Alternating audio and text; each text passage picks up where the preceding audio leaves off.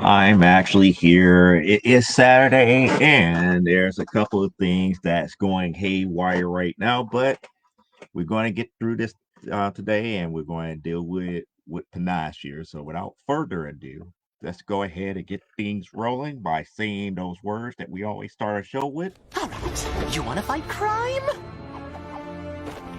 Let's get dangerous.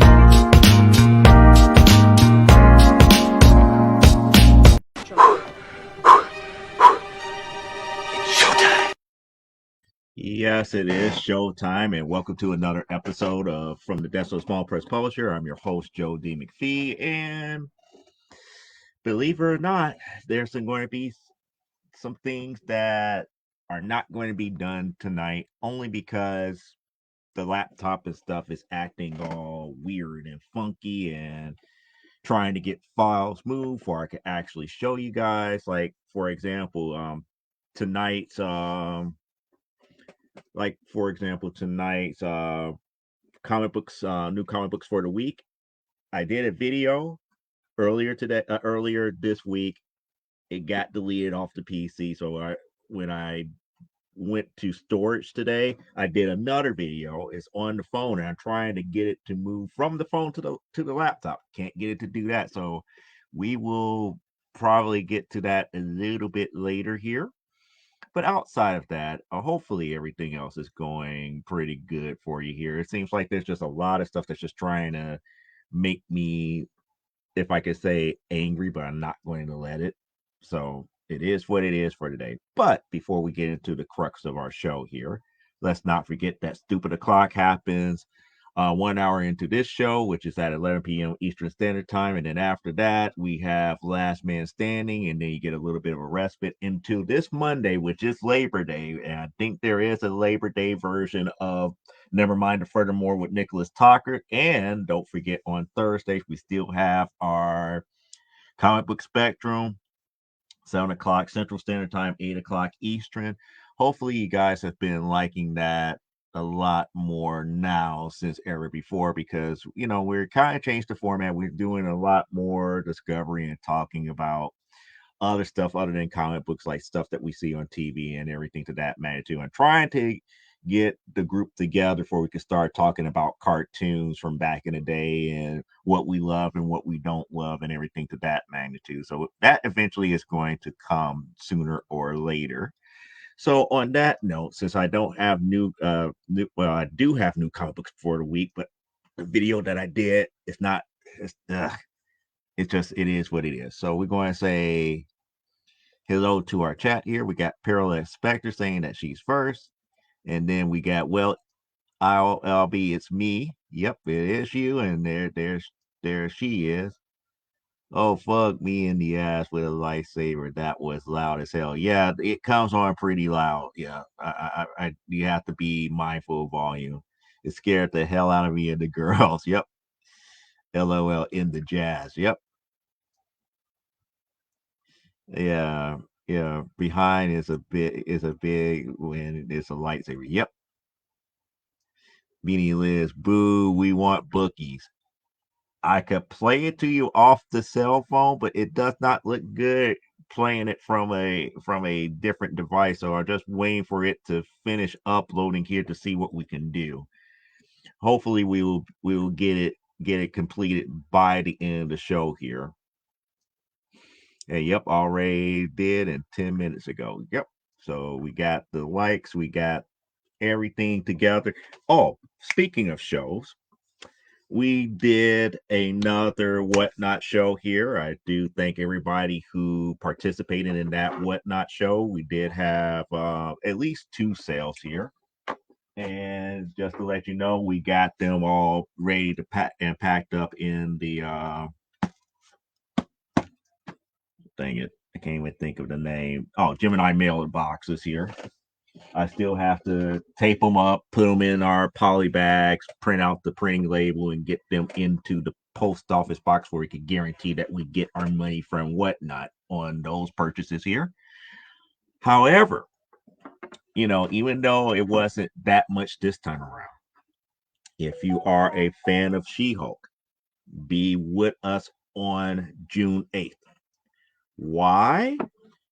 Because I'm going to try to make certain that some people get their stuff on their want list. And when I say that, give me one quick moment. Oh, great. What did it do here? Okay, never mind. We got the sound taken care of. But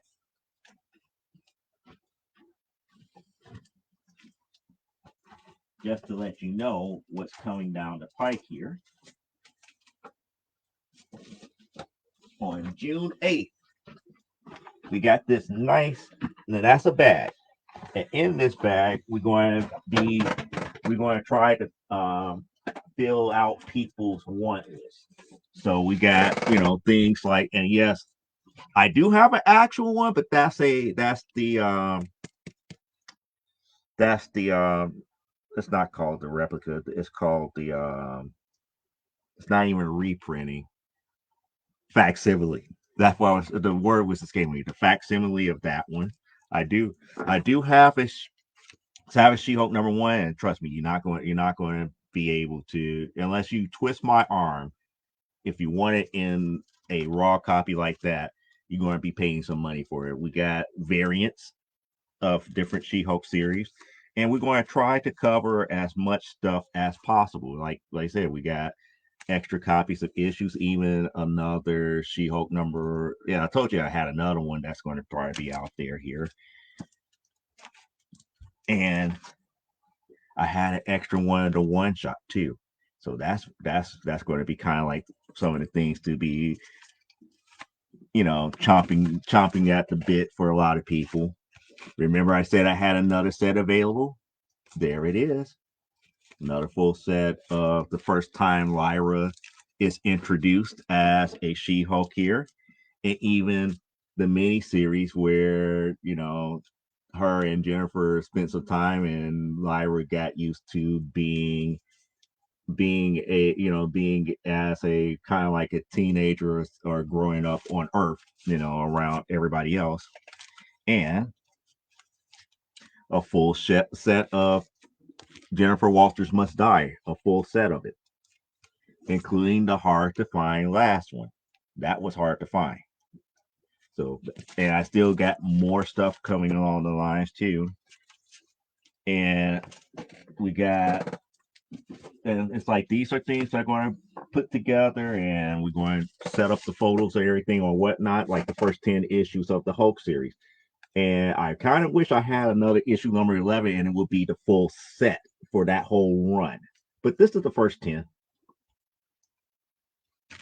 First 10, that's going to be a full set that's going to be out there for that June 18th. And plus, we got random issues and everything to that magnitude. So we're going to get it together. We're going to have some fun. And if you're a fan of She-Hulk, you're going to enjoy the June 8th WhatNot show and come with some money, and we'll get your runs and missing issues taken care of here.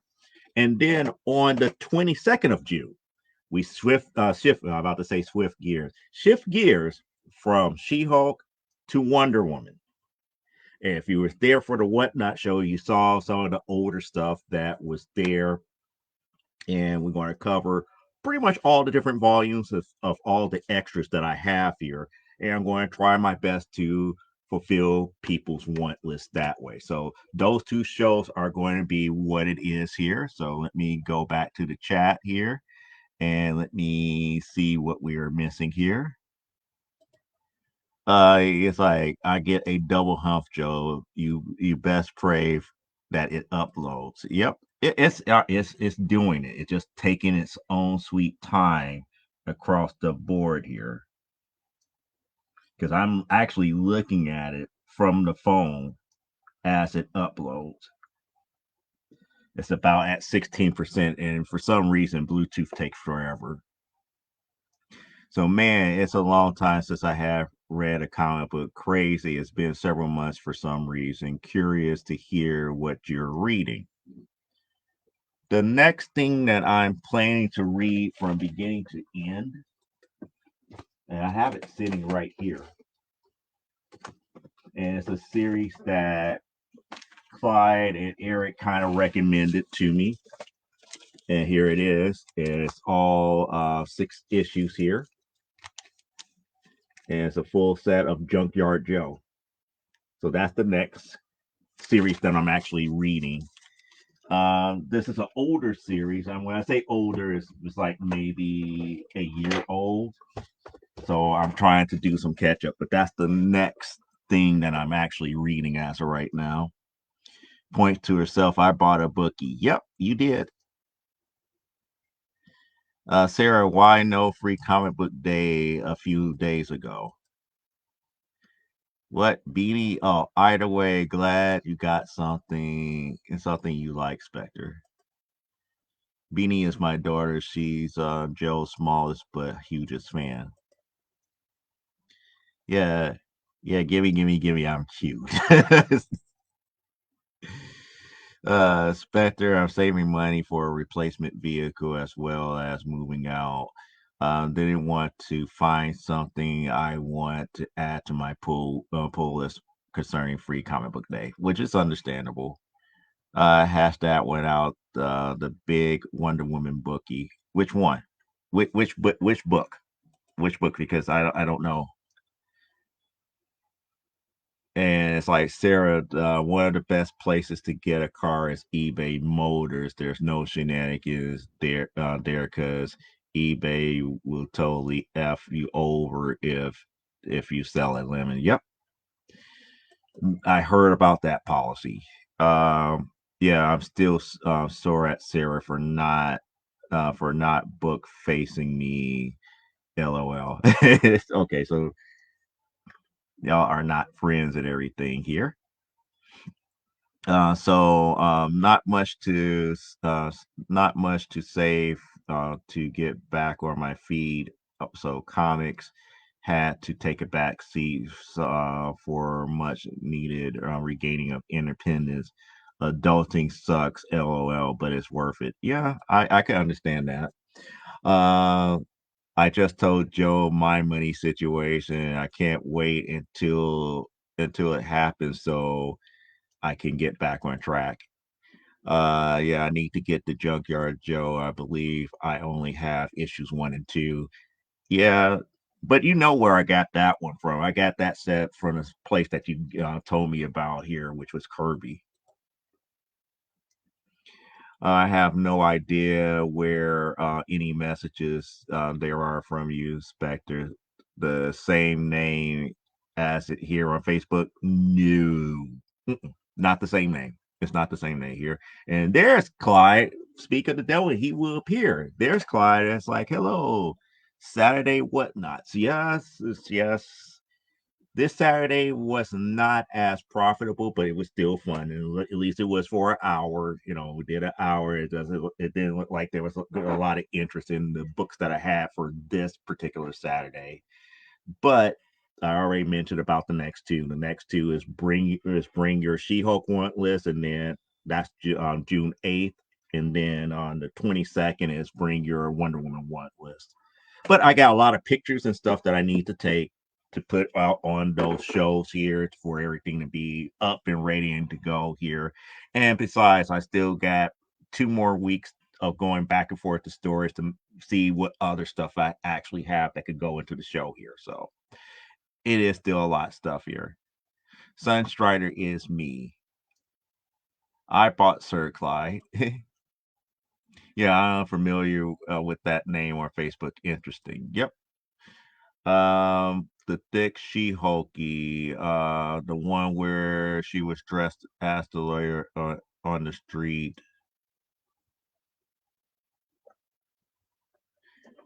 Oh, you talk about the this one, the one shot that everybody slept on. That everybody slept on. That was a homage to the John Byrne sensational She-Hulk, the She-Hulk sensational. This one, yeah, that's going to be in the She-Hulk wantless sale. I did have an extra one of that. That's the reason why that one's there. That one's in the sale. So yeah, there's going to be stuff. There's going to be stuff in there. So I don't know what Shoki is. There, that's a reminder. Whenever people say Shoki, they're talking about this character right here. That's the name of the character. And there's Parallax that saying that's there, and then BD BD said that out loud for you. Oh, I didn't think I saw that profile. Okay, and Sarah, I am named after the Princess of Alderaan. Yep, Padrino, mommy, and I had a copy. Yep, interesting. I did not know anything about that. Ooh, yeah, Princess of Alderaan. Yeah, it's a star. Again, I don't expect you to know Star Wars, Sarah. I honestly don't believe that you would know Star Wars, but yeah, Princess of Alderaan is a particular character in Star Wars. I know I'm bugging you because you're a non-Star Wars. Yeah, yeah, I kind of figured that much that it was dealing with that, and then Sarah is saying, "Oh, no wonder I don't know what is going on rolling on the floor." Yeah, she's hitting you with Star Wars terms and everything.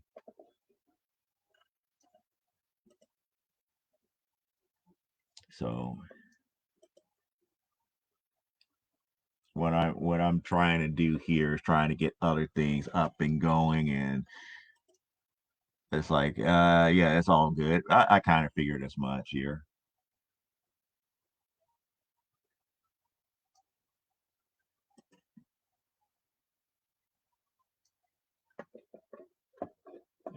This thing is not doing what it's supposed to do.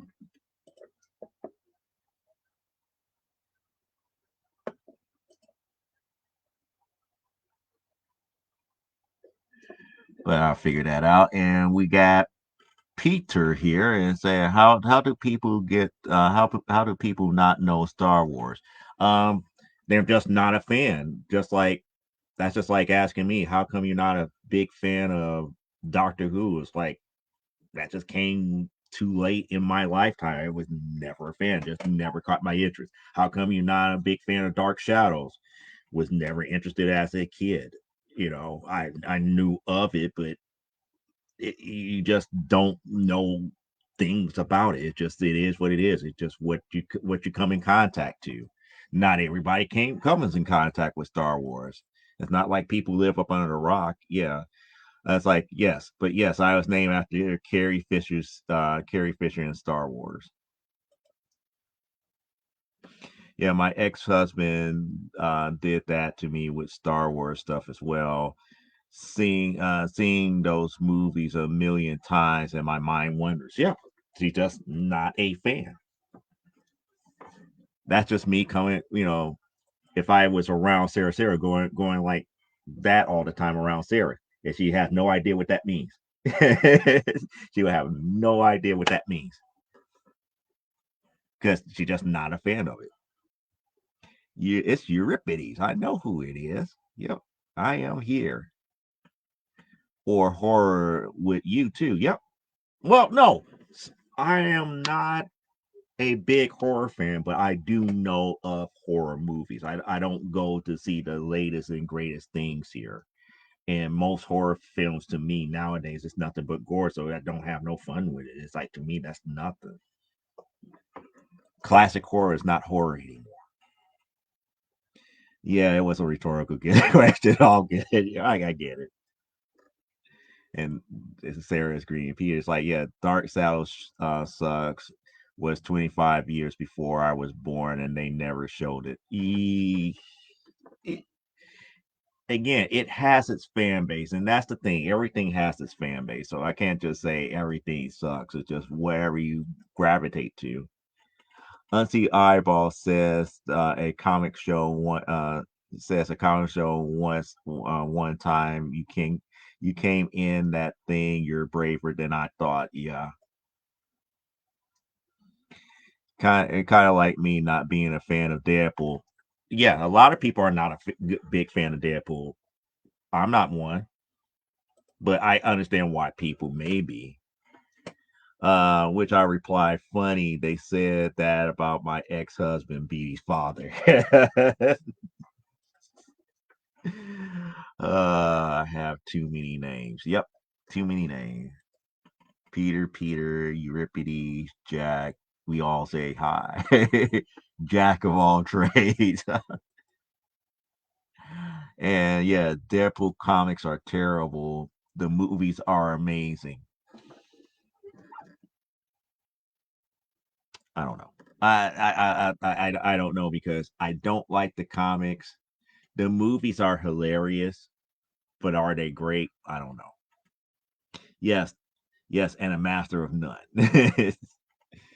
So that's what's going on as of right now. We're at 23% trying to get the stuff off of the phone here. So um since we are since we are waiting for new comic books for the week video to finish uploading and doing its thing where I can move things around and dealing with all the stuff that's going on and dealing with password resets behind the scenes and everything and trying to understand why certain things are just not working the way that it's supposed to. It's almost like there's certain accounts that just is not seeing things correctly here. So I'm just trying to figure out what in the world is going on and how things are actually working. Let's talk about one of the things that caught my attention over this week here, which is we got some more things here. They're better than Captain Marvel and Wonder Woman 1984 and Catwoman. I went there. I will give you Catwoman. I will give you Wonder Woman 84 to a certain degree. I'll give you Wonder Woman 84 because that had problems. We don't know who to blame with Wonder Woman 84. Captain Marvel was just not everybody cups of tea, and the actress itself made too many enemies amongst the fans to make the movie likable. She's just not a.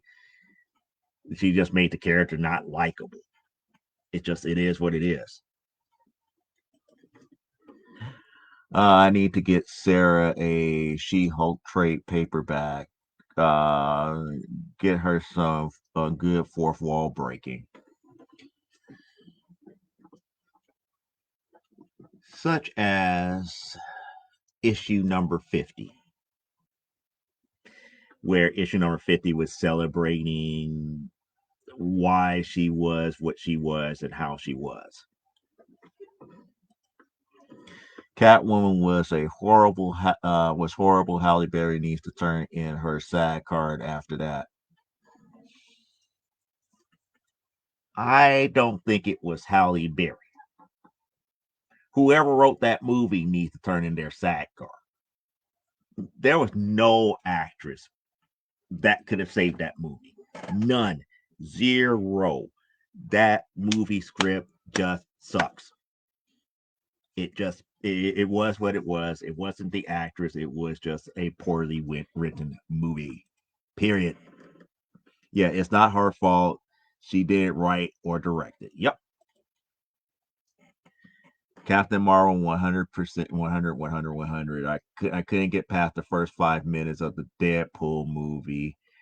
I could make it through Wonder Woman 84. Wonder Woman 84 had its problems, and I just going to leave it at that because I know people who hate the heck out of it. I'm not one of them. However, I do know its problems. I'm not blind. I know there were problems with that movie. There were several problems with that movie. I mean, it was just too many. It was too many to count. But it got over magnified to a greater degree, and a lot of people want somebody to blame, and there was not one person to blame. It was multiple people. She called you Colossus, Peter Rasputin. Yeah, I get her for a real 50. It's yeah, it's shiny. She loves it. Yep. Oh, I got an email. I give it it's like I'll give it another go. It if you the first Deadpool movie was it was interesting. The second Deadpool movie is the one that you need to watch because that one was hilarious. It was really hilarious. It was to the point. It was enjoyable. And this is the reason why I understood why they need to make a third. From one to two was kind of like, okay, they had somewhat of a hit. Was it really deserving of a sequel? No. After you watch that second one, it's like, yeah, the second one needs a third movie. It needs a third movie after that.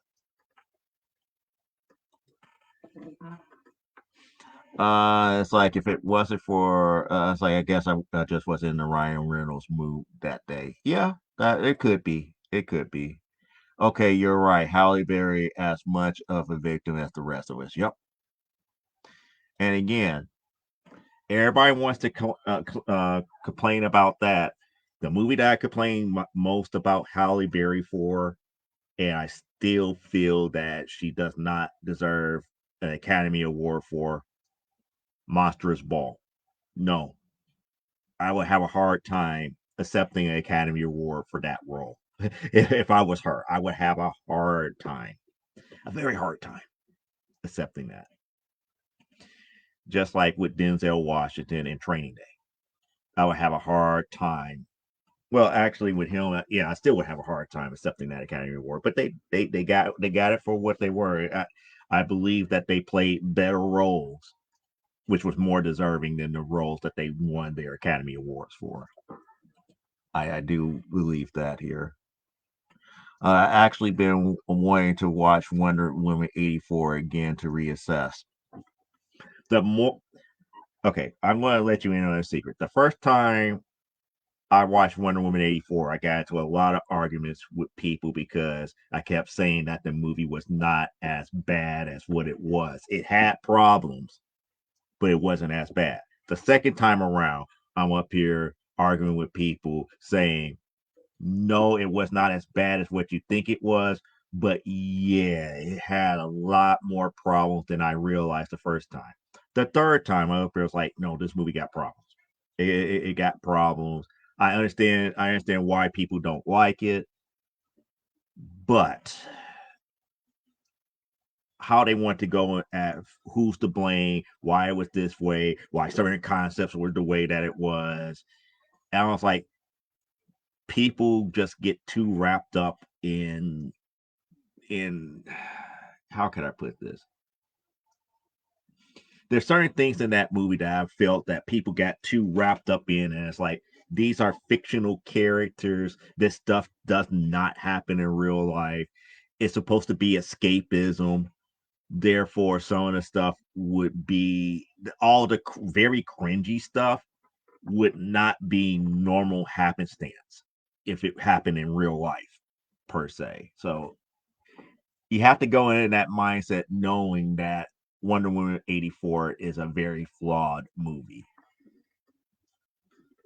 Most DCs are also had horrendous CGI, and they spend way too much because they film 7 movies to cobble together into one to show in theaters. Well, they tried to do the Marvel method. They were trying to get all these different franchises together to merge into one big franchise.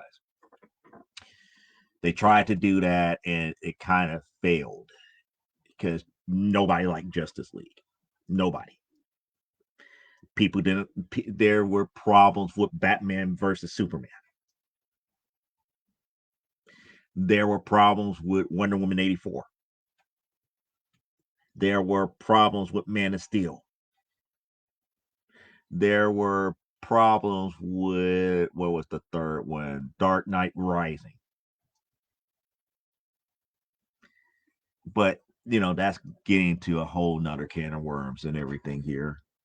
I mean, Diana looked amazing in the gold suit, which got ripped apart for this to be mythical armor that survived what it survived. How did it get ripped apart in less than 5 minutes? Again, problems, problems, just problems with the movie. The suit she wore for nothing. Yeah, this is the legendary armor that saved Themyscira. Mythical armor that they cobbled together, and it withstand all of this stuff. It gets ripped apart in 5 minutes in a cheetah fight. No, that's a problem. Major problem. Because she wears it when she has her powers back to full strength. Screw that movie. You racist. You black.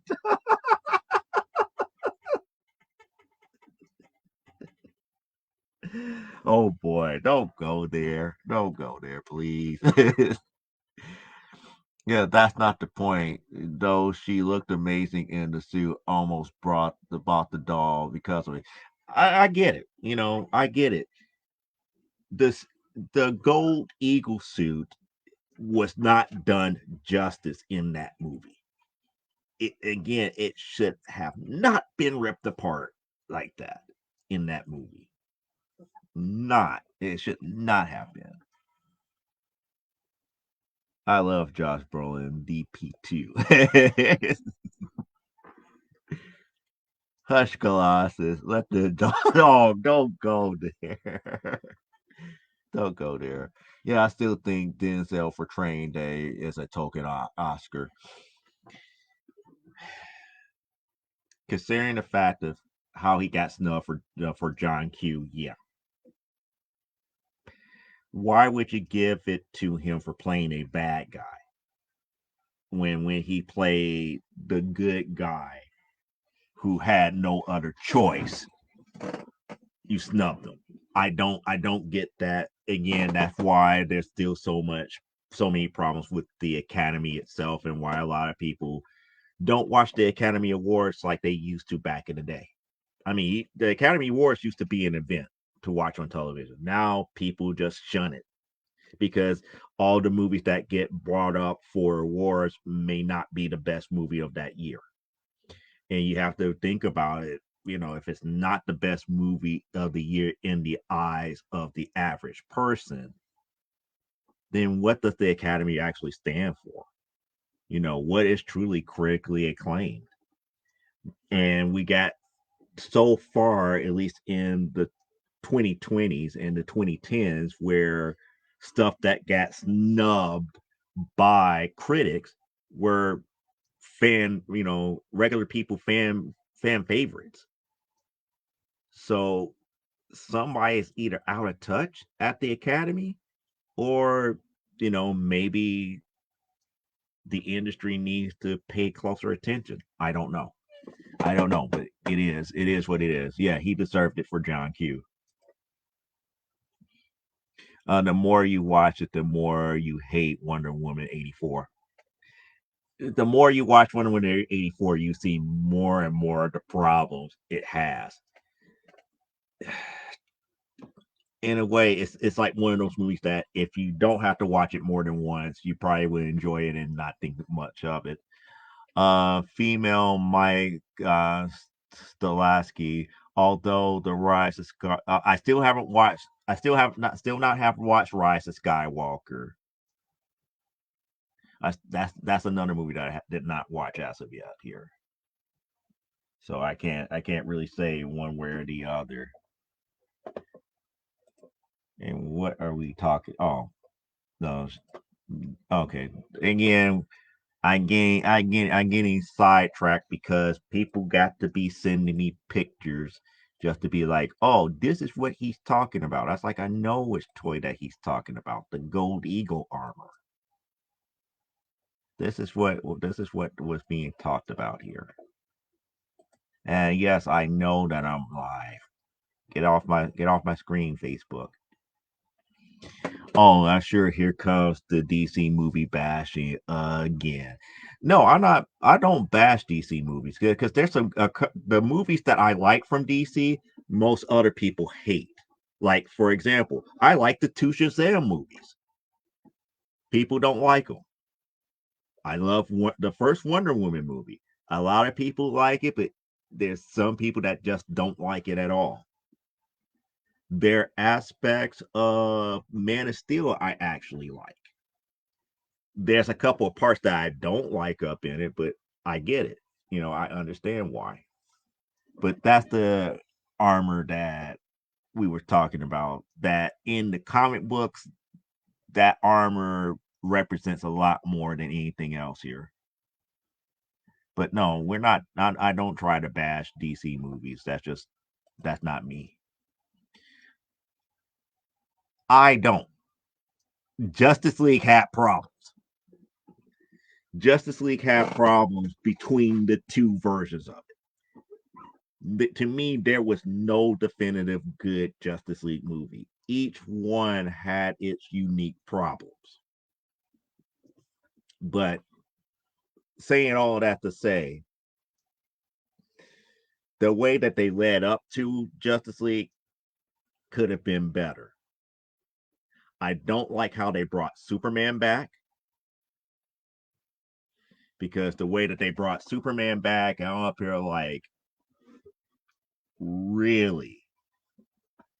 You knew that you could have brought back an evil Superman, a Superman that would not care, and was like, we could have Ultraman in this movie by them doing what they did. Yeah, there were things that I was like, yeah, but stripping history away, stripping understandings about certain characters. The one thing that I did love about Justice League was the conversation between Diana and Bruce. While everybody was up here trying to figure out, well, how we're going to deal with a world without Superman and why we're bringing him back, how he questioned Diana, it's like, well, with him being dead, how come you didn't step up? You were around for a lot longer than he was, and you could have stepped into that role to be kind of like the poster boy that he is. That conversation, I was like, still not Thomas Wayne, but but that's just me. That's just me. Only the Snyder Cut diehards love Justice League, and the long cut is crap. I don't know. I wouldn't say it was crap. But again, the long cut had problems. You would, Peter, like I said, let the adult. Oh, don't go there, Leia.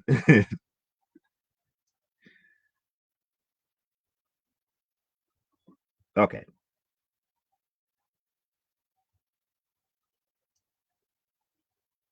I will leave that alone. Man of Steel only had two key problems in my eyes here. One, I got tired of people complaining about how Jonathan Kent died. That to me was more spot on than anything else because again, he loved Jonathan Kent like his own father, Jarrell. He loved him that much to obey him. He could have saved him, but the love between a father and son, and that was one of the hardest things here. I still to this day would pull a Parallax Spectre hashtag change my mind. He did the right thing because that would have been Clark's response was the correct one. He wouldn't have saved him. He wouldn't have. He would not have gone against Jonathan's wishes to save him. And I would definitely go that hashtag change my mind on that. The second thing is the one that drives me up the wall. Clark would have never been falling out crying because he had to kill Son at the very end. He wouldn't have been like, I had to kill somebody. It was a catch 22 situation. You did the right thing by saving the people by snapping Zod's neck.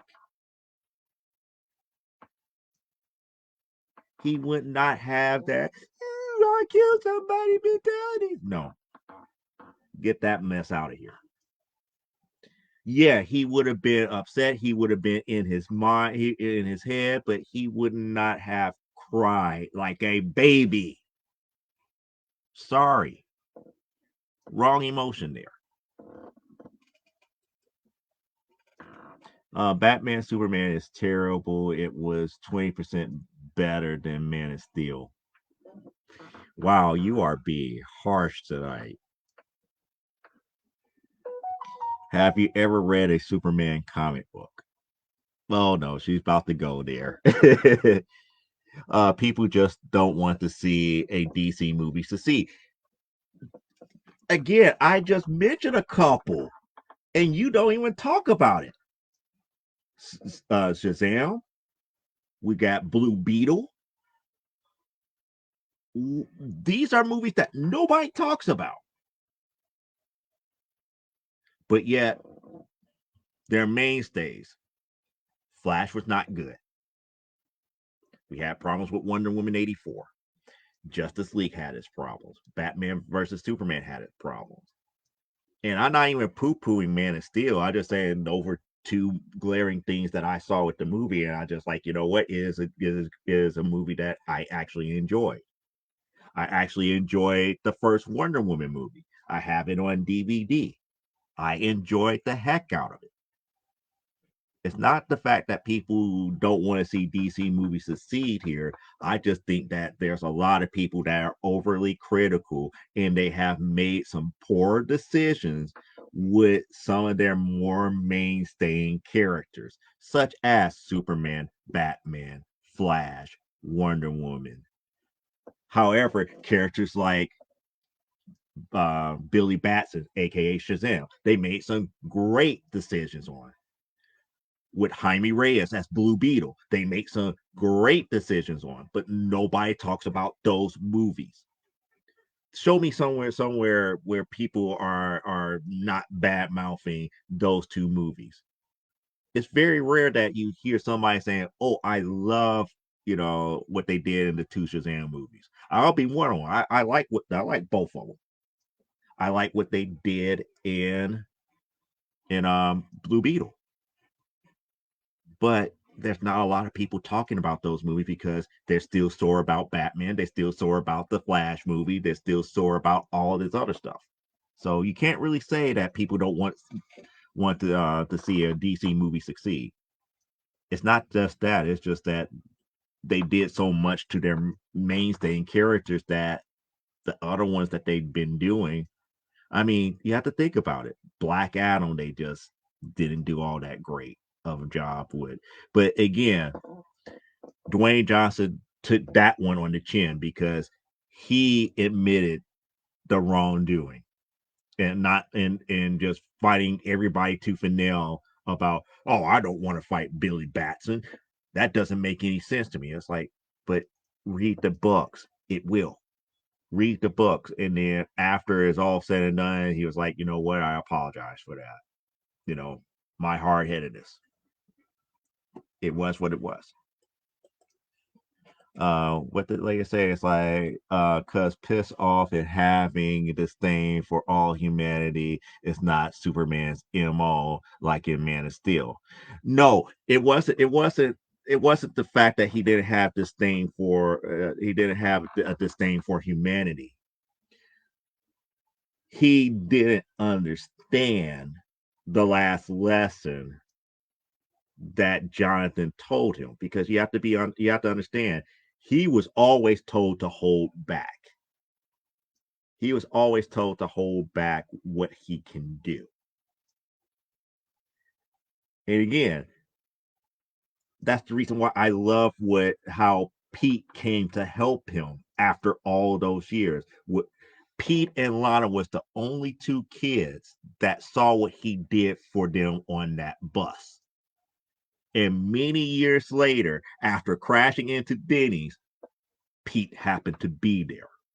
And Pete actually helped him defend off the Kryptonians.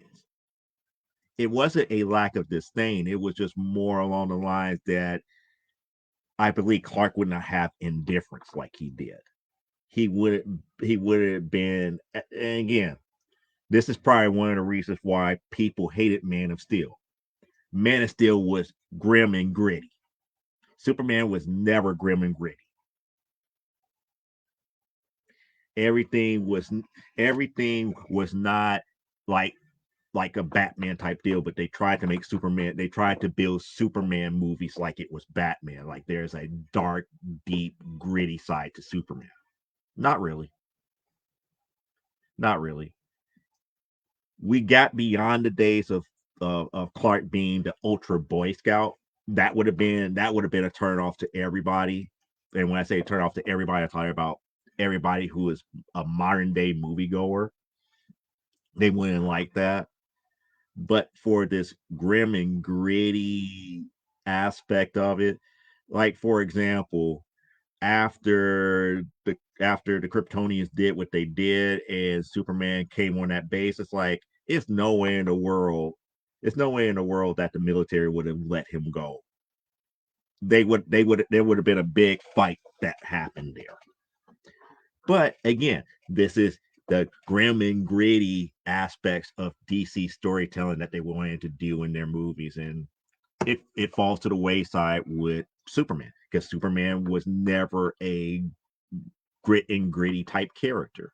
He was that, and the only times he was grim and gritty, or in that aspect, we either have to talk about Earth 3 Ultraman, or you have to talk about when he is truly affected by red kryptonite and almost get to that point of being in King Superman mentality. Those are only two times that he was grim and gritty. Everything else is like, he was kind of like that guy next door, trying to be the next best thing here. Peter get Kingdom Come, armored Wonder Woman. Yeah, that was the first time that we see the armored eagle. That figure is amazing, and that was the figure that she showed here, and I have it on my shelf. Blah blah blah, trash trash trash. My DC, y'all.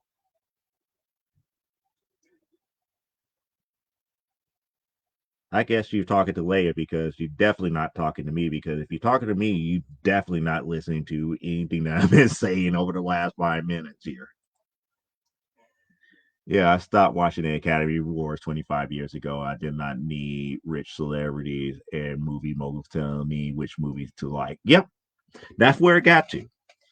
It's almost got to the point where the critics have no idea what the general public likes anymore, and they just going to make the decision. It's like, we feel that this is the best movie. No, it wasn't. It was, getting back to your previous comment.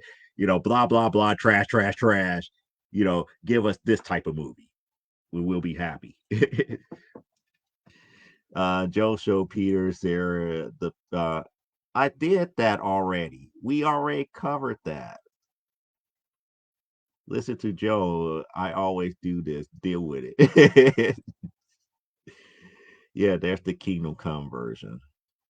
Again, she's so happy of wanting to show the verse this thing here. And he's like, "Oh, not you." Okay, I'm about to say it's like, what am I doing? I bash crap movies like Wonder Woman 84, uh, Eternals. Okay, Eternals have its problems. Eternal has its problems here. Was it bad? Not really. Did it make sense? Hell no. Eternals at towards the tail end did not make any sense because whenever you fail in your mission, there should be dire consequences, but yet at the same time, it was like half of one and half of another. And then that dire consequence was never resolved in any other Marvel movie as if it never happened. So it's just I don't know. And Sarah says, speaking of movies, I work for AMC. Dear Lord, I hit the ground running from beginning of the afternoon through the evening. Holy. Justice League 1 was too short. The other one was bloated and pretentious, full of crap that it needs to be re-edited like a three to 3 hours and remove the epilogue and keep some of the Whedon scenes here.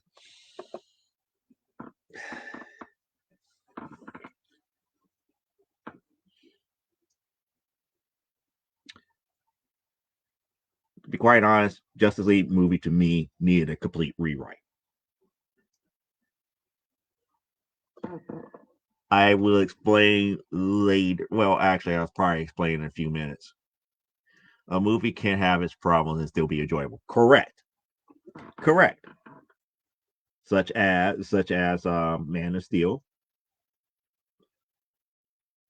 Wonder Woman 84. I had hope, but the more I watch it, it's like nah. That movie just is broken from the ground up. It's just ugh. But yeah, Man of Steel, like I said, it only had a handful of problems, but it was enjoyable. Batman v Superman, the one plot twist destroys the movie.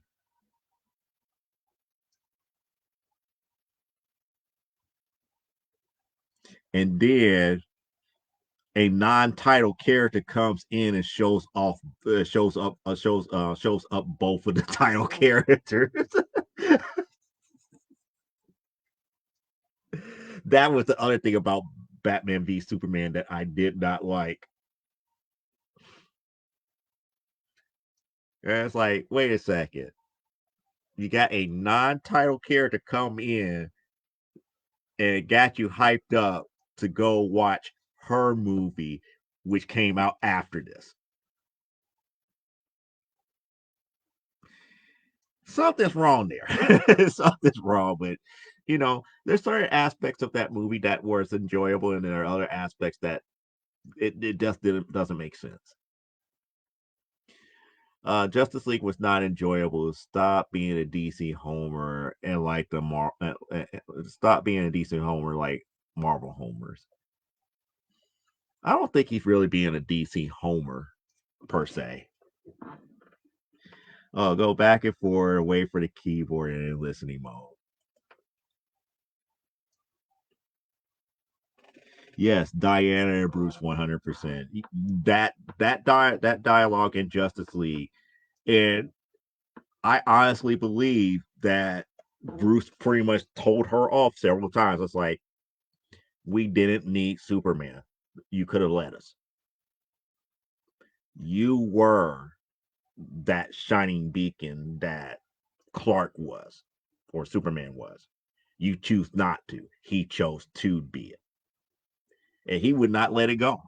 He would not let it go, and that's why as much as people may have hated the fact that Ben Affleck was Batman, he was well suited to play that role to deal with the situation at hand.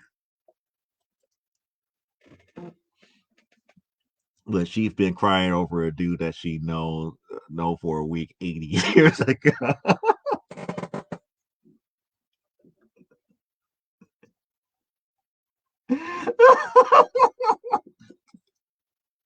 Don't get me started. Don't get me started. Please don't get me started because I'm going to add on to that. I'm going to add on to that. Since you're going to go through that plot hole there, I'm going to add on to it.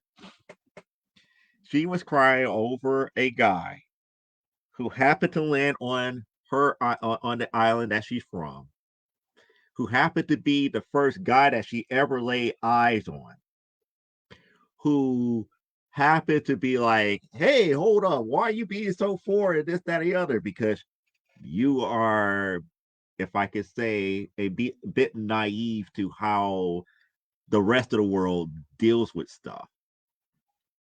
By the tail end of that movie, you end up, falling heads over heels for him, and he kind of, kind of like, started to develop feelings for you.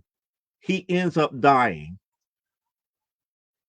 He ends up dying. You get to your second movie, and you find this artifact that's like, oh yeah, it kind of like gives you like a monkey's paw wish and yada yada yada. You don't believe in it, and the one thing that you wish for ended up coming true, but in the form of another individual. And the only way that you could accept it is that in your mind's eyes, you only picture that individual.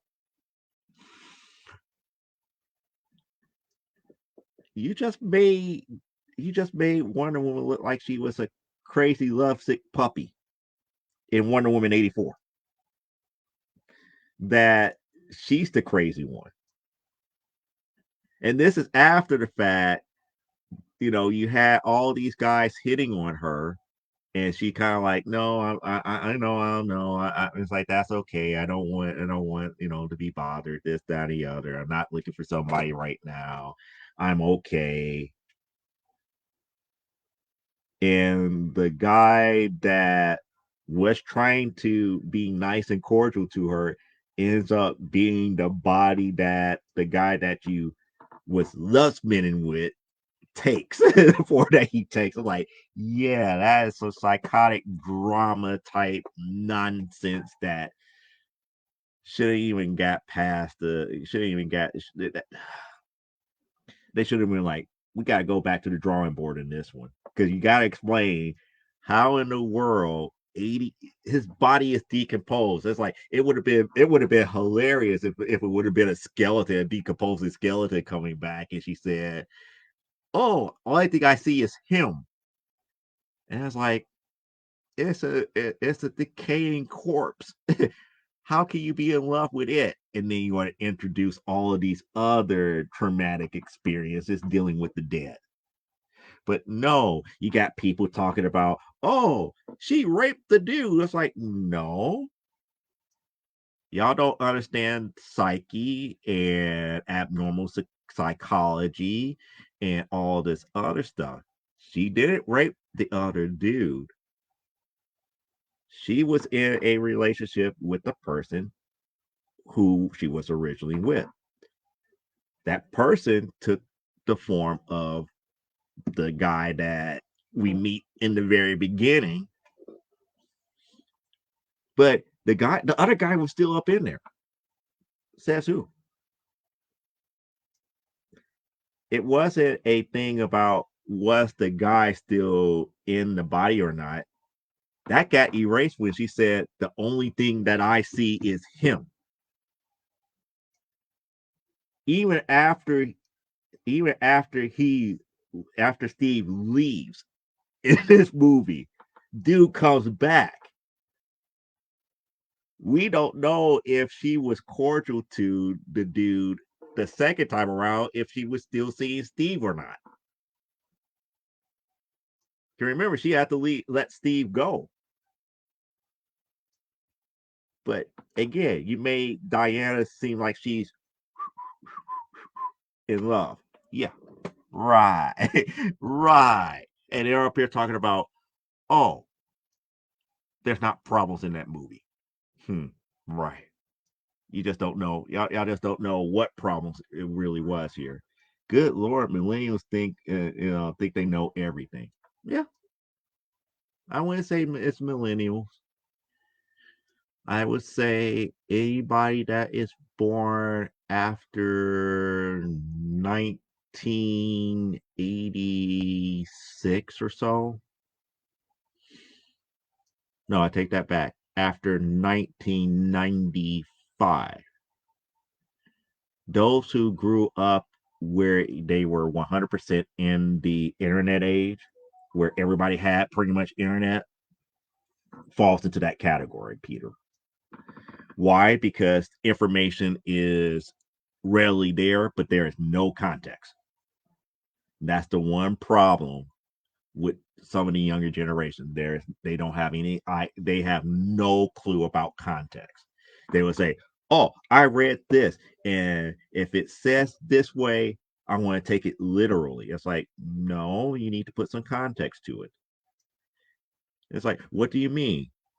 In the year of 1960 something, saying something like that was normal. It was not considered a insult. So if you're dealing with a person from that era, you have to take that step back because now you're about to get ready to offend them for being friendly or being cordial. Context plays a bigger role in those who were 100% in the internet generation don't understand that. They just don't get context at all. Yeah, huh. And you always are filled with yeah, yeah, but Clark could have moved at super speed and not be seen to figure a way to save him. Change my mind.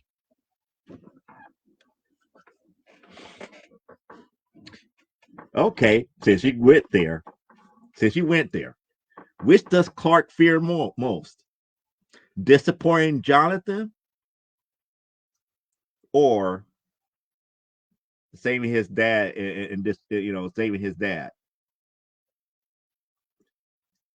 Because I believe that he feared more of the ass whooping that could have came, even though technically Jonathan couldn't do nothing to him because he is Superman.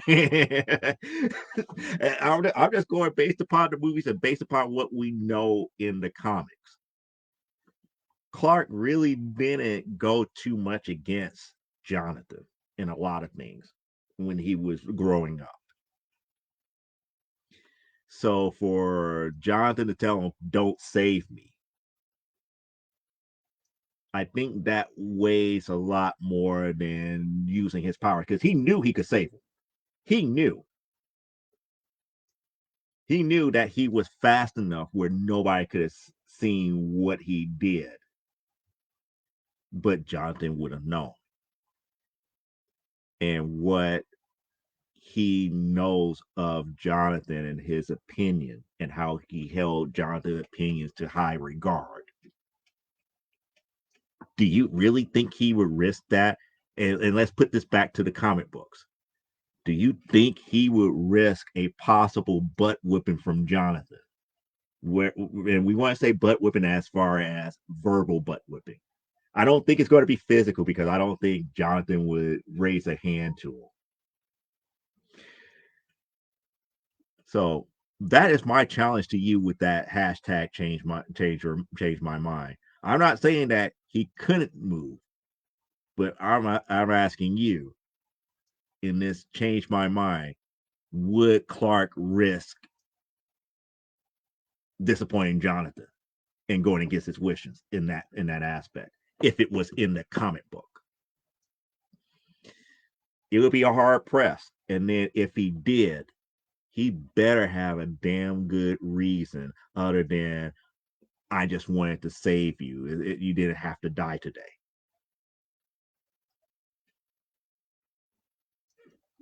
I'm just saying. I'm just saying. I'm not saying it's 100% should change your mind, but those are the stakes that was at hand here. Which one is more important to Clark at that time? Disappointing Jonathan or saving him? Or which had more influence?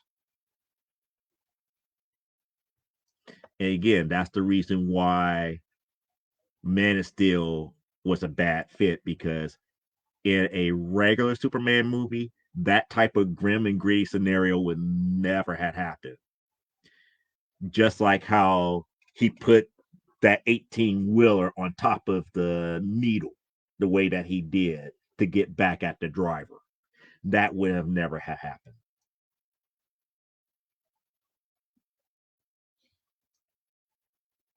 Heck, even in Superman 2, after he got rid of his powers, Clark took a butt whipping from a bully in a diner. That's as far as grim and gritty as Superman ever got before this movie. But what do I know? Oh my God, that's the change in your voice. I'm laughing so hard, it's hysterical. Yep. I would have written it as Superman just takes his hands and in his arms and literally puts him in front of Zod's eyes. Zod increases his power and literally melts his own face and head. So technically, yeah. But again, the whole thing about it, it's like it's one or two things. You're going to either have to snap my neck or they die. You baby kill you. I hate me kill you. Boo. Zod kills himself. No neck break, no crying. Which probably would have made more sense. Would have made more sense as a movie here. And thank you. Shazam was is a very fun movie. I love Zachary Levi playing the champion. I love how they did Billy Batson. It was a great modern day take of that character.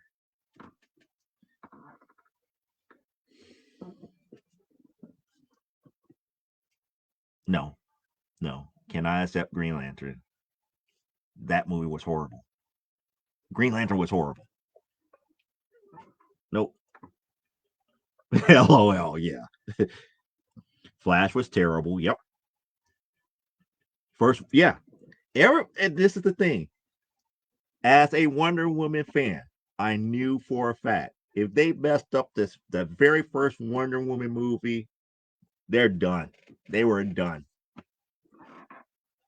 You got too many Wonder Woman fans across the world, both male and female, that will go to see that movie. And if it was trash, DC superhero movies did not have another leg to stand on. Nobody would go back ever go back to see it. But then again, we were so hyped up and ready to go see the sequel because of how great that first one was. We got the kind of like wake up call is like, what just happened? Who got involved to mess up this franchise the way that it did? Because it definitely wasn't the actor. So it gotta be somewhere between writing, directing, and producing that caused that to happen. Again, I don't mean you when I say people don't want. Yeah, I get, I understand. Flash isn't bad as everyone made it out to be. The CGI is horrible, but it was fine. But screw Miller, I pirated the C. You know, we're not going to give them a 9.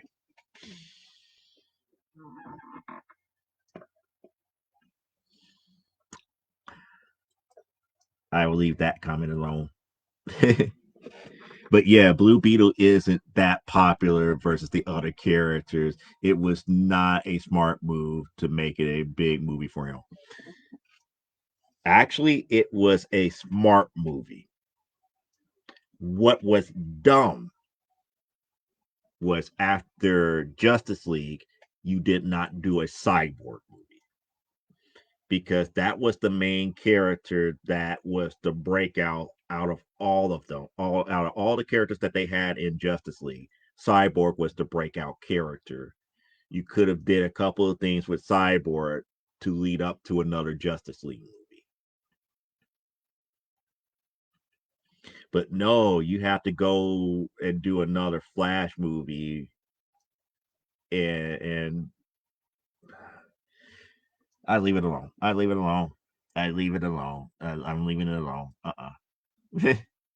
Yeah, just like how Ant-Man 3 did not do good, but not many people like Ant-Man after Infinity War.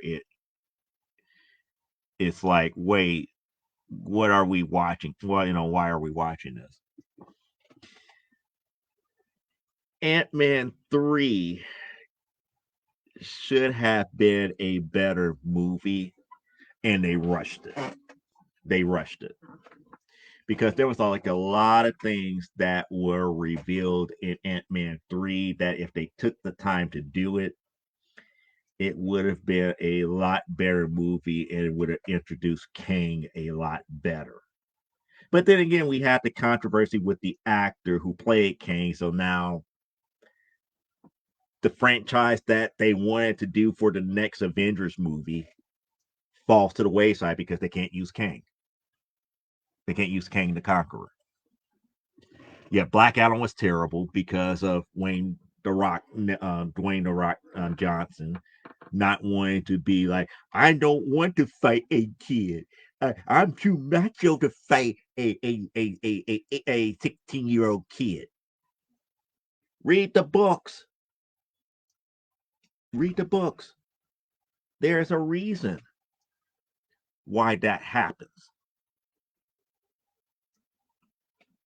And I'm just glad that he realized his errors that way. It's like I don't know anything about Shazam or Blue Beetle. Never read nor watched them. Black Adam as well, no clue. I might be the only one who is pretty clueless here.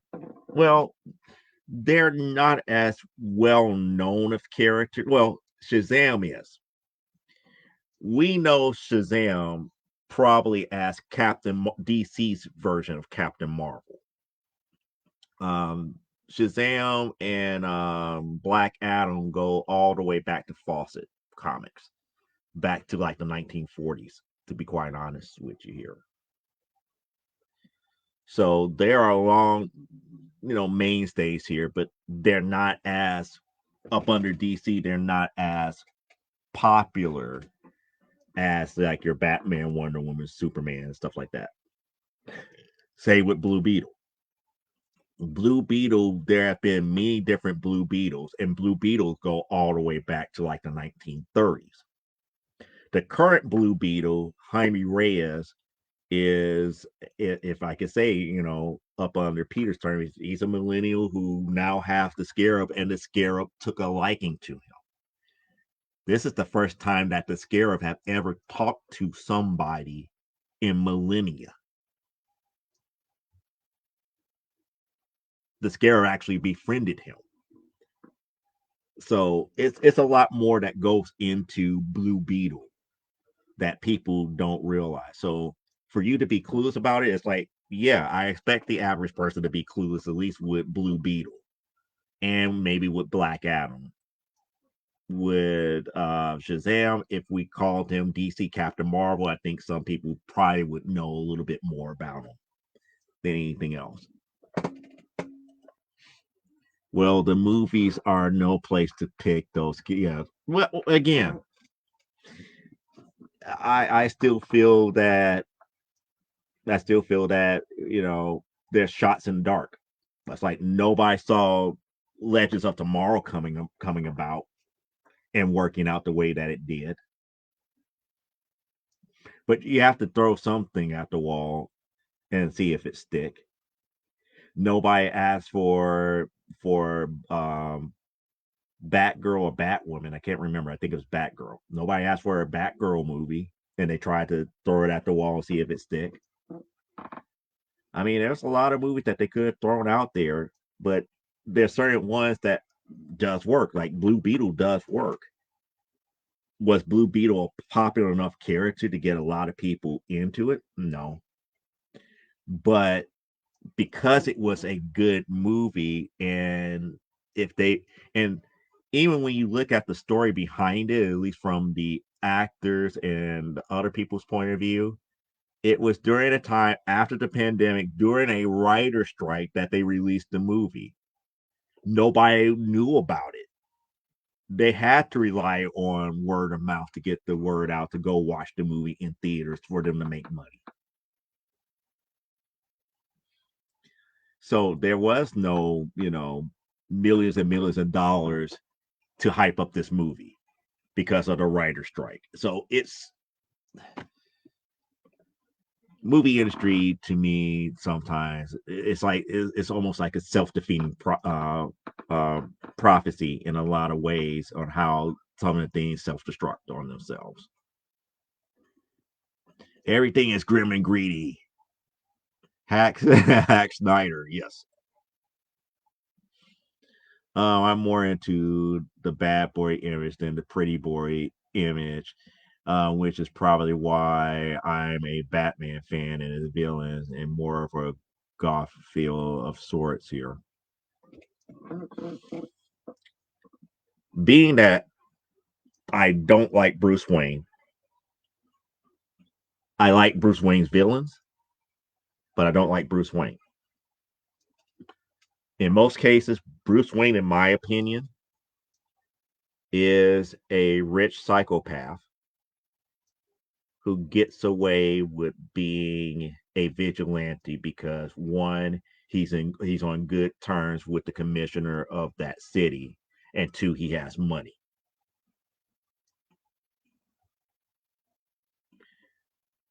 Now, the use of his money to make him the skills that he learned to become a detective the way that he is, far superb. But yet, at the same time, when you look at it in reality, he would have been brought to justice a long time ago. The commissioner would have turned on him because, again, you have to maintain public image more so than to let somebody that is kind of psychopathic run around thinking that he is and technically Bruce was not above the law, but he was allowed certain, if I could say, opportunities to be above the law that no other average citizen could do. And that to me is kind of like the flaw within Batman, which makes his villains that much more important, including the Joker. The Joker was right. Bats and him are essentially the same. They're the same people cut from the same cloth. The only difference is one is ultra, ultra wealthy and the other one is not. And the other thing that I loved about the Joker is what he said about Selena. If it wasn't for the fact that Bruce was in love with you, you would have been in Arkham. She was the only Batman villain that has never been in Arkham. She was never relegated to go to Arkham. Even when she was caught, she never went to Arkham. And he always wondered why. And the reason why is because, in his eyes, is because Bruce loved her. See, Joker to me, in a lot of ways, as much as people love the anarchist, narcissistic part of him, Lex Luthor said it best. There's certain things that as even as a supervillain, you could plan for everything, every opportunity, and every outcome. But sometimes you just gotta let those who are just the way that they are just be the way that they are. You just let the Joker do whatever he does, and he will just stay out your way. Those are Lex Luthor's words, and those were Lex Luthor's words to Alexander Luthor, which is a future version of himself. And saying it's like, yeah, your plan would have succeeded if you would have let the Joker do whatever he wanted to. That's the difference between you and I. I saw that a long time ago. But I'm talking too much comic book history at this point. Yeah, it's like I need to force evolution on Sarah with a stone like Pikachu. Uh, oh Lord, all the freaking earth turns my brain inside out. Yeah, way too many. Yeah, that was 10 minutes ago, and I meant for me, blah blah blah blah blah. Yeah, I stopped. That's like I stopped Pokemon from the late 90s. Then they exploded into bazillions of them. Crazy. Tried that too, but dang, way too many now. Yep, way too many. Nah, I was talking to you. I agree with your assessment of DC films. I mean, the public in general. Yeah, the public in general. I just don't get it half the time. I mean, talking about yeah, Aqua Bro movie is a yeah, Aquaman 1 is a decent movie. I would say that. I like Jason Momoa and Aquaman 1. I still haven't seen the second Aquaman movie. I wanted to see the second one. I need to see the second one here. Wonder Woman was really good. Shazam is good. And the second Shazam movie is good. It has idiosyncrasies, but it made sense. I can't get past 10 minutes of the Eternals. Yeah, the Eternals. The Eternals is a hard watch. It is a very hard watch, but if you could get past it, it has a decent movie. But I've even found myself going like, watch. Wait. Did I hear that right? Did I watch that right? Let me rewind it back. Okay, huh? Let me rewind this back again. Okay, let me just move on. I'm not going to try to figure out what they meant by that. And then, like 30 minutes later, it's like, oh, now it makes sense. And then you get to another moment and be like, huh? What? Rewind this back. It was just a hard watch here. I enjoyed the Marvels despite a certain actress. I loved it. I loved it because of two reasons. One, the actress who played Kamala Khan. Two, the actress who played Monica Rambeau. They helped make that movie enjoyable. They even helped try to make the actress who plays the character that nobody likes at least this much more enjoyable. The fact that they go to a planet where she helped save. I talked about the actress who plays the character that nobody likes. She helped save this one planet, and it turns out that the planet is like one big living musical. Everybody communicates via song, and they just found that out about her, and that how she enjoys that. I was like, yeah, they really trying to make her seem likable, at least by that much. They're like, she is like, there got to be some likability, but the Marvels movie, if it wasn't for the actress who played Kamala Khan and what Monica Rambeau did at the end, I think people would hate that movie. Like I think they would hate the movie more so than they hate the first movie. But Kamala Khan and Monica Rambeau made the movie what it was. It is worthwhile watch if you could put out the whole thing about the actress who played the character that we don't like. That's just my sentiments on that. I actually like Miss Marvel, the TV show. They actually did the character arc with her. Yeah. Oh, it gets even better in the Marvels movie. She stole, in a way, she steals the movie to a certain degree. All she steals the movie all the way up to the end, and that's when Monica takes over.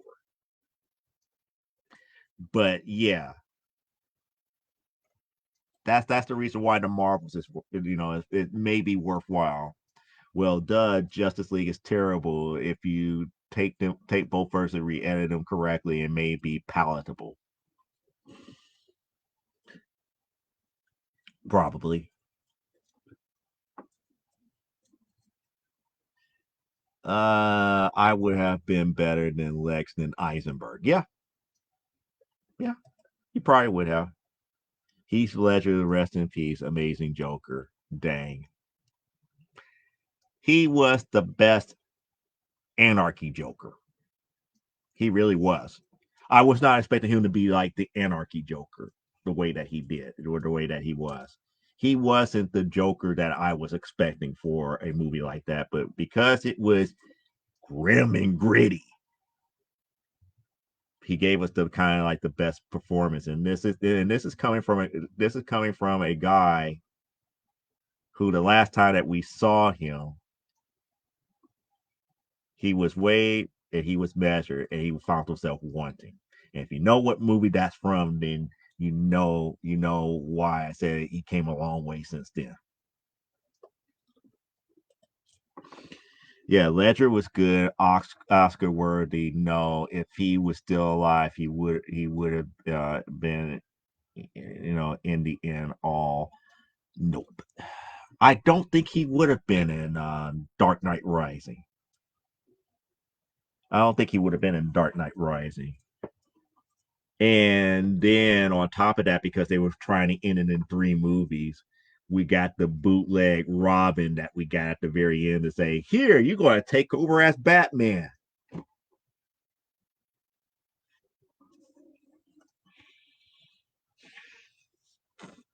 No, we digress. Any person who kind of sort of like me, nope, just got me thinking about that. No one should. It should be no one should be anyone's second choice or settle for. That's crazy. Wow.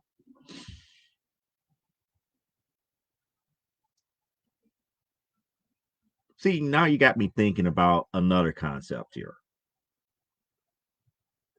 If if no one should be anyone's second choice or settle for, that would mean that everybody should know exactly what they want.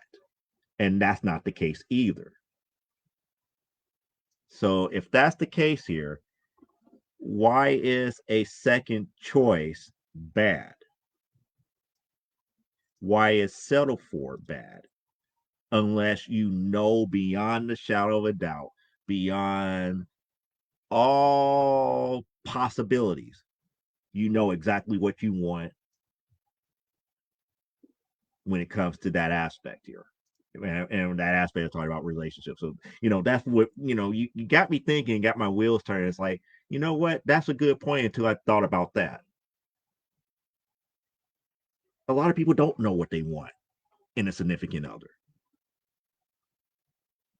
And who's to say it's really selling for? Maybe you found what you want. And who's to say it's a second choice when you couldn't make up your mind in the first place? I mean, it's just one of those things here. It's like it's kind of like that catch 22 question.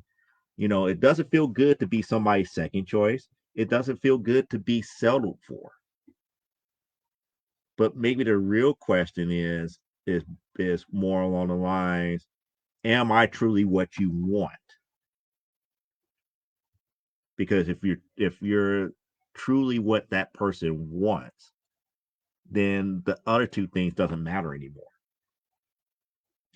So being a second choice of self or really gets shadowed by am I truly what you want? But that's just me. And no, it's not crazy. It's not crazy, but it makes you think. It makes you think. It's like if my first choice is truly what I want, then why did I go with this other person? It kind of makes me wonder if that first person really what you want. Are you really denying yourself what you truly want because you feel this other person is better? That may be one of the things that we probably should have a day here on from the Desk of the Small Press Publisher, talking about the nuances of being in relationships and social situations. I'm never good at that, but I know one thing: nobody is ever good at that. So it's more along the lines of understanding self and knowing and getting to the point where you understand self enough where you can know what you want as opposed to what you think you want. It could have been just Chris Pine back. Period. That thing is magic. He's back. Period. Just like the wall appeared in the desert. The wall appeared in the desert. It cut off all the rivers and everything, and they could get to water. Just like the witch. It's like I wish we had more nukes than everybody else. If somebody else had wished that they had more nukes than somebody else, than somebody else, it's like, where are all these nuclear missiles coming from? And why are they all firing out at the same time? Oh boy, Wonder Woman 84, the movie. Uh Abnormal Psychology was my very, very top fave college course. A lot to do with the professor, but while I studied it a lot, that's why I love Gotham Realm so much. They explain Hugo Strange. That if you love abnormal psychology, explain Hugo Strange. For him to be the psychological doctor that he was far off kilter, just like everybody else. And to be quite honest, I only reason I took abnormal psychology or any psychology courses because I took abnormal, social, and industrial only because at one time I was interested in artificial intelligence. And to understand artificial intelligence as a programmer for artificial intelligence, you have to understand how the brain works and how the brain makes decisions and everything. So I, took those courses, trying to get a better understanding of that. And it worked my little brain. My little brain has been worked. Well, that between that and multivariate calculus and finite mathematics. Yeah, my brain could get very, very warped. Let's just be happy that a lot of people don't ask me what in the terms of that math professor for discrete mathematics never seriously ask me the question if why is 2 plus 2 equal 4. Don't ever ask me that seriously. I would just assume it's like normal arithmetic, normal arithmetic. But if you really want the actual answer, don't come looking for me because I will have to end up warping your brain just like that professor warped mine. And that was not fun. It was not fun. It was not fun. Not at all. No. Yeah, that's why I mentioned it earlier. Yep. Sarah, calm your lago. No, she's not that lag. See, this is me, calm. She's not that lag. Laughing, laughing. Calm and exhausted for sure. Yep. Oh, stop thinking like Hack Snyder. It's like it could have been. They could have knocked out a tree and hit a truck. Well, again, it was the desert. They didn't have to bring up. They don't have to bring up a wall. They just could have dried up all the water. The water could just disappeared, just dried up. They were in a desert. But no, we got to spend money for special effects. Therefore, let's make this impenetrable wall come out of nowhere. We keep people from water from that way. It's like, no, just increase the temperature by a couple of degrees, the water just dries up. Nobody got water. And the people can't come across the border to get water because there is no water to be had in that area. But that's me as a writer. That's me as a writer. That's just it is. It is what it is. I hate that he needed Jonathan Kent dead instantly all the time now. Yeah, yeah. That plus I hate the fact that they always play Jonathan versus dang it, Jorel. I hate that they always do that. Jonathan versus Jorel.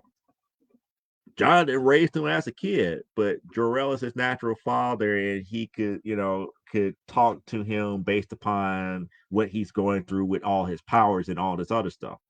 But he raised him as a child. It's like it's the best of both worlds if you really look at it from the growing up aspect of it, because again, Clark accepted Jonathan like he was like his naturally born father. He played just as much of a role of making who Clark was, just like Jor-El did after the fact. But who am I? I'm a nobody. Nope, it's like he should have saved him, but they needed the all these powers that I could have saved him mentality Superman Donner movie. Oh boy. I swear, Parallax and her rewrites. The 18-wheeler thing is stupid. So we agree on that. He could have punched him through a wall, been over with. Everybody would have never thought that much of it because the dude was drunk and whatnot. And it's like, man, I didn't realize that dude had that much strength in his arm. And it would have been normal. But no, he gets up, he walks away. Dude, after having a couple more beer, staggers out, looks up. My truck is up there. How did my truck get up there? Nah, nah, nah, son. I love to hear that voice right after taking some helium, a pitch that only dogs can hear. Sarah's up here is like, I want to inflict pain. She's the Clubber Lang of the group. It's like, what do you predict after he takes some helium? I pity the dogs. I pity the dogs. I see nothing but pain for the dogs.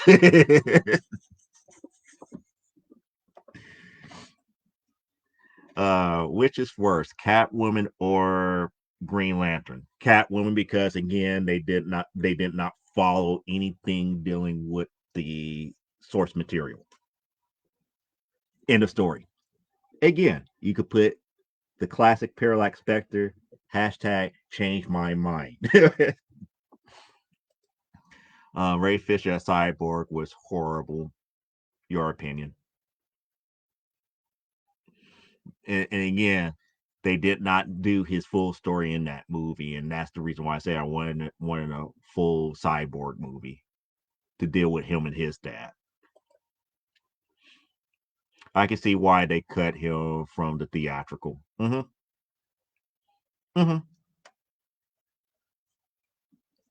Mm-hmm. They cut a lot of stuff from the theatrical dealing with him because, again, to tell the story of Apocalypse correctly, you're going to have to deal with the mother box. And the Whedon version of the movie stayed away from that. The Snyder version of the movie went overkill on it. And if I was running DC, there'd have to be balance. It just wasn't good here. I have heard the names of the characters, but I have never read anything nor watched anything about them. I was like, boo, and Legion, boo, for the three of us.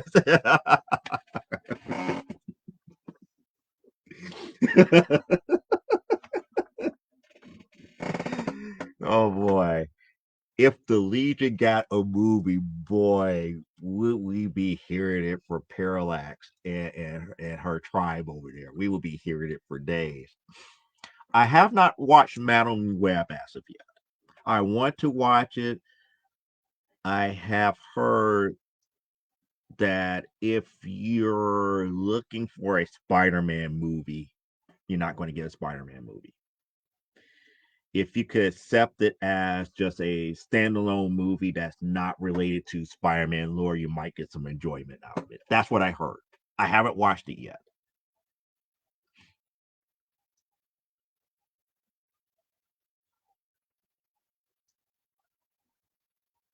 Let's see, and I would say watch it for yourself, or as you would do it, listen for yourself. You make up your mind. Yeah, get me a Madam Web poster if you can. Yep, anything I would be able to pass on it. I give you a nerdy T-shirt for it. I would think Colossus left to cry from the verbal bash. Oh boy. No, I don't think he left. I think he's here listening here. Might have thrown away by now, Parallax Spectre, but I'll look to see if they're still available in the lockers for the staff to get dibs. Hopefully I remember. I did get the vampire set of posters. Okay. Yeah, we could trash talk, but I nerd you up. Yeah. Abigail, I have Wonka along with Wish. I wanted to see Wonka. But like I said, these are movies that I normally would wait for it to come on streaming. And Wish, I have no want to see Wish because to me, Wish is stupid. It is a formulaic Disney movie.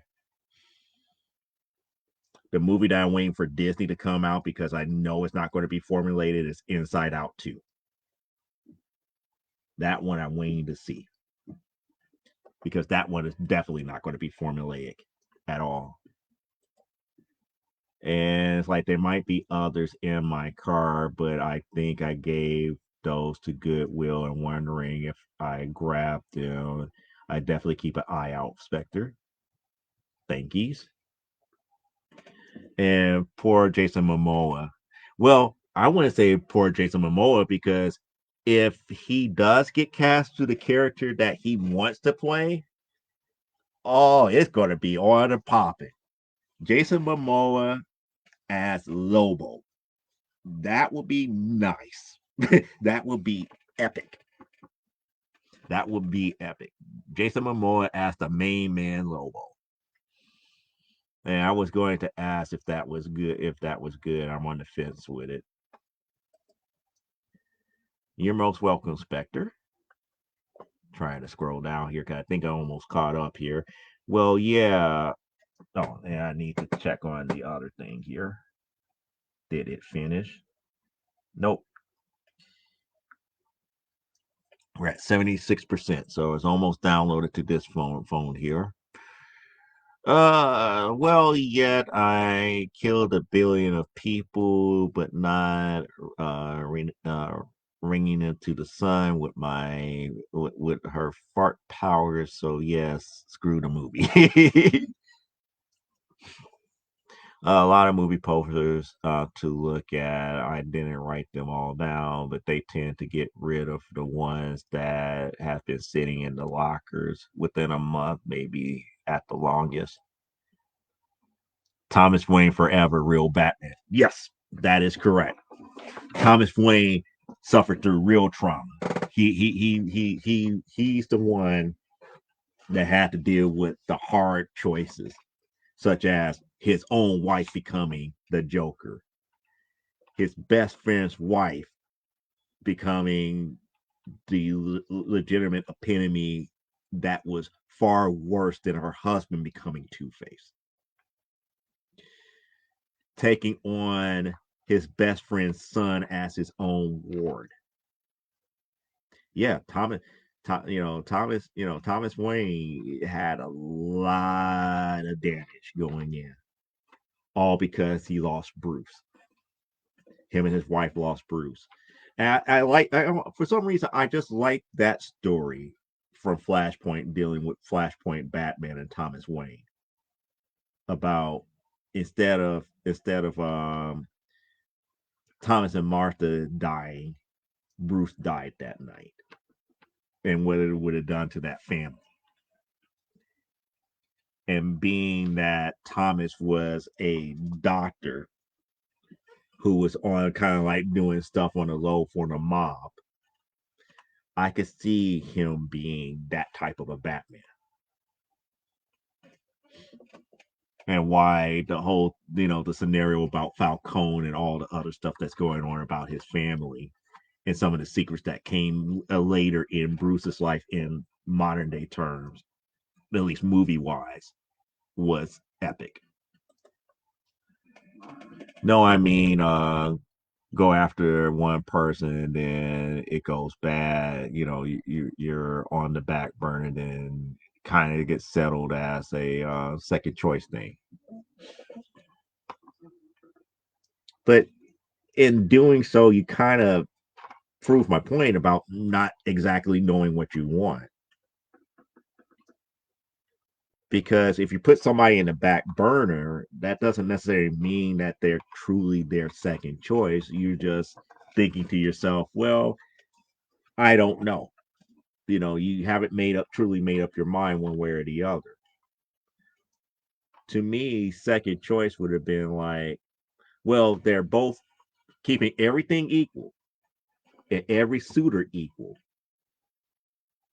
You went with your second option, knowing exactly what you wanted and how you wanted it.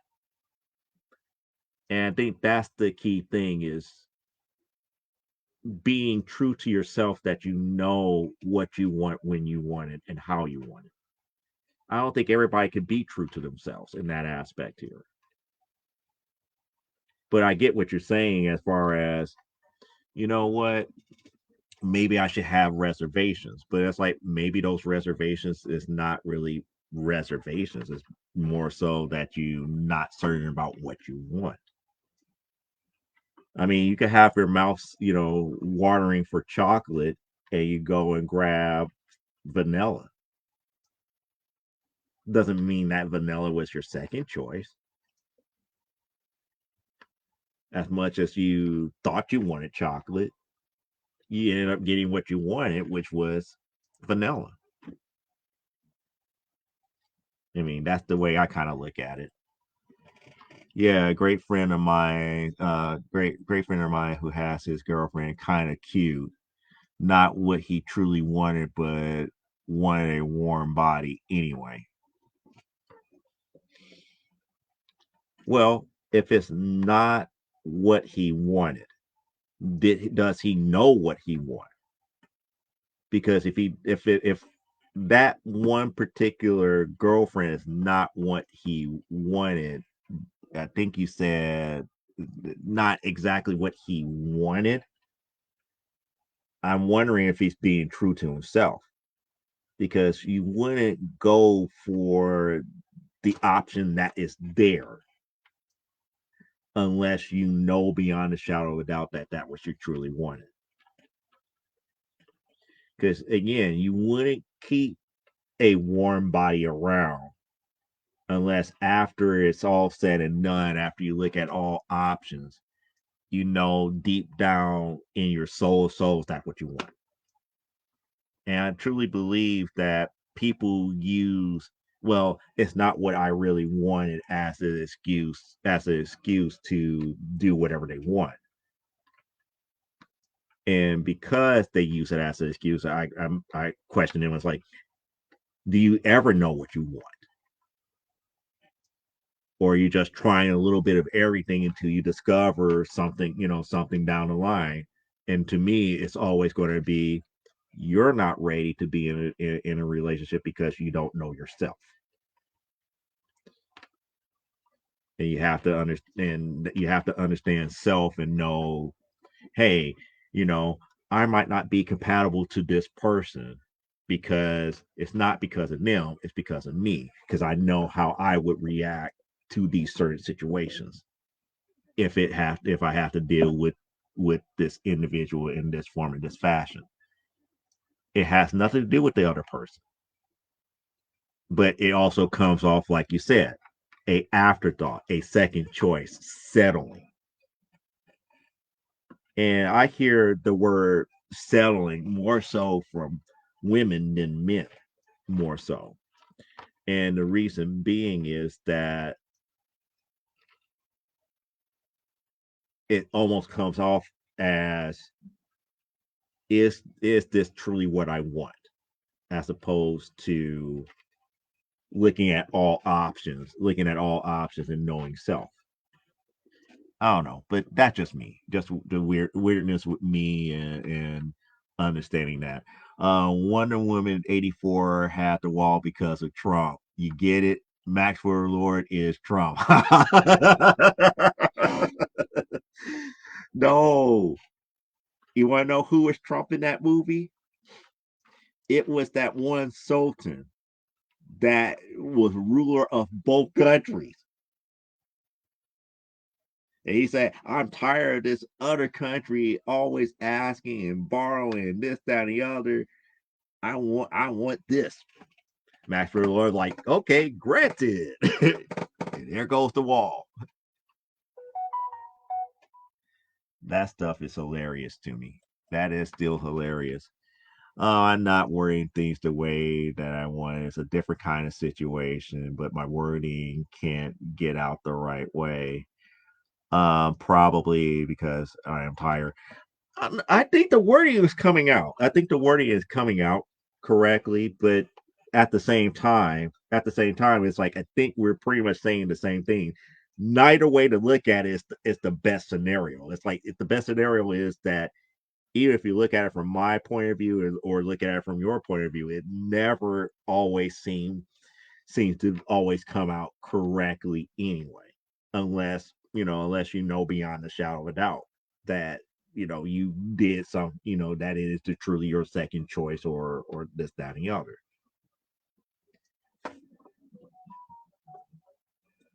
That's what I'm thinking. It's like it's all good. It's off topic, but like I said, maybe I should do it from the Deso Small Press Publisher, where we talk about social things like this here, because I do have to go to shows. I do have to be in front of people. And you'd be surprised of how many people, do off the wall things. It's like you have people come up to you who, after, reading one book, it'd be like, oh, you're the greatest thing since sliced bread, and try to build up your ego and all this other stuff. And you'd be like, huh? It's not like that. Nothing's like that. So abnormal psychology goes a long way in many different situations, and understanding that in social psychology. Those are two things that are heavy hitters. And to be quite honest, if those who are into that type of stuff, I always suggest, if you're going to take abnormal, take social. If you're going to take social, take abnormal, because they kind of piggyback off of one another. For you to know what is abnormal, you have to know what is common and social within a certain uh, culture first, and vice versa. For you to know what is normal within a culture, you have to know what is abnormal. So it goes kind of hand in hand. Words is hard. Go eat cookies, Sarah. Yeah. Yeah, actually, I need to go to bed. Crash dieting. No cookies. That's not good. That's not good. Besides, you probably need something more substantial. You probably couldn't go off of my dinner, which I had like this bag of popcorn here, and I got some potato chips sitting over here. and I got the rest of my soda here. So that's dinner. That's my dinner for tonight. Because why? I'm too lazy to go get some takeout. And besides, it's too expensive anyway. Nah, this friend has never thought that deeply. It was always who he could boink. Ooh. See, that adds an extra dimension to that.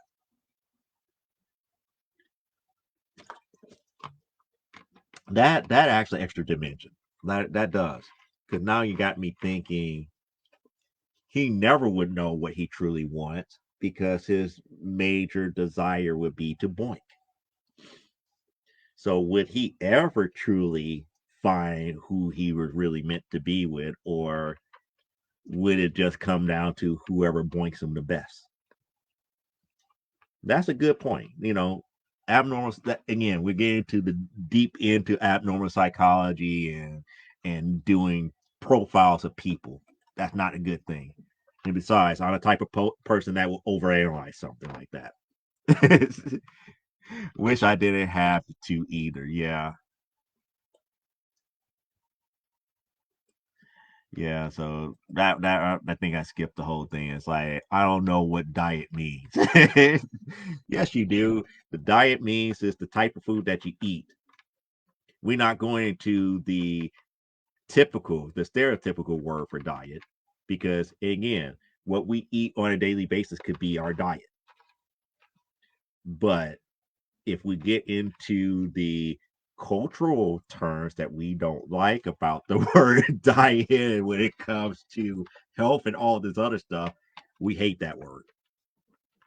Because again, one person's diet may not match to like their body types and all this other stuff. So we gain, that going into that deep, off the deep end type deal here. And I wish I didn't. I wish I didn't have to either. Yeah, we don't know what diet is. We're at 84% here, so uh, I'm trying to hold out. We're almost at the 2 hour mark, and this file still has not downloaded yet. And it's going to show you if I could get it to focus just right here. There we go. You see file transfer. It's at 85% here. So I'm still waiting for it to finish. And I'm going like, we can't have new comic books for the week here. That sucks. But then again, we did have a, if I could say, decent whatnot show as a whole here. Oh, here we go. Philosophizing too much. Yeah, probably so. Probably, I would say, yeah, it's probably philosophizing a little bit too much. I mean, is it really philosophy? Yeah, it is. I'm not even going to lie to myself. It pretty much is. It pretty much is. It's analyze. It's analyzing and thinking about it in terms of how some people would see things and not how the person who's actually going through it would see it. Must go to bed, but you guys have a great night. Dozing off. Well, you have a great night, Sarah.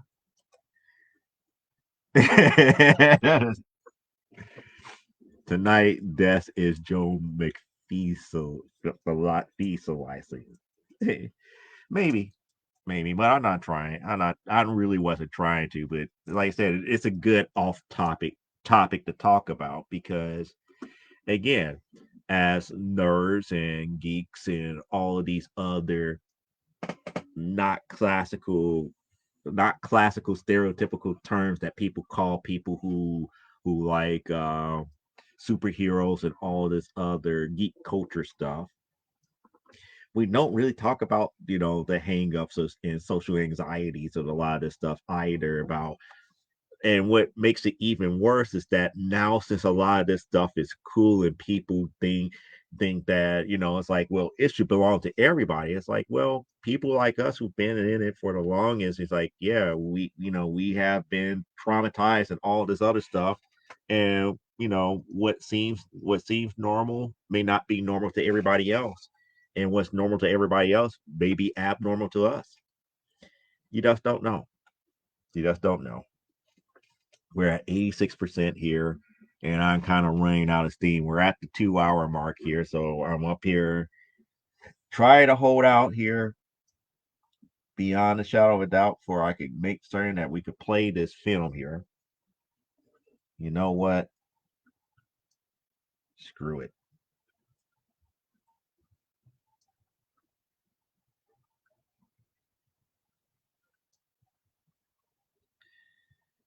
This is what we're going to do here. Oh, no, no, no, no, no, no. Nope, nope, no, no, no. We're going to do the most unprofessional way to deal with this here. This is, if I could say, if I could say it right now, this is this is new comic book pickups for the week as it still downloads here. Enjoy. The books that came in are going to go into storage here, and we got some other stuff that we're looking at as well. So without further ado, let me go ahead and show you the Youngblood Zeros. So we have two copies of this. I believe that is issues 0. Both copies, I believe that's issues first and second printing. Jaguar number 4, Jaguar 14. Yeah, that's what I was thinking about doing it here. I'm thinking about doing it that way. And if that's the case, they could watch it tomorrow. But that we could use that as a preview here. Yeah, I could go ahead and upload it to a channel that way. Yeah, bootleg, bootleg. It's like if there's a will, there is a way to get stuff done. I'm not above. I'm not above and not below. You know, doing certain things just to make certain that it gets done. Like I said, I knew that it would probably be the most unprofessional way to do it, but at the same time, if it has to get seen, it has to get seen here. So I will upload it out here to the YouTube channel once it's done here, so you guys can watch it tomorrow. And on that note, we're going to bid you guys adieu for the night here. I know that people who are on the East Coast, like Parallax, they are already in Sunday. So I hope that they enjoy their Sunday. If you're a person like me or on the West Coast, enjoy the rest of your Saturday. I will see you guys next week here. If not, I will see you on Comic Book Spectrum this upcoming Thursday here. I believe it's going to be myself and it's either myself and Eric, and then afterwards it's going to be myself and Clyde.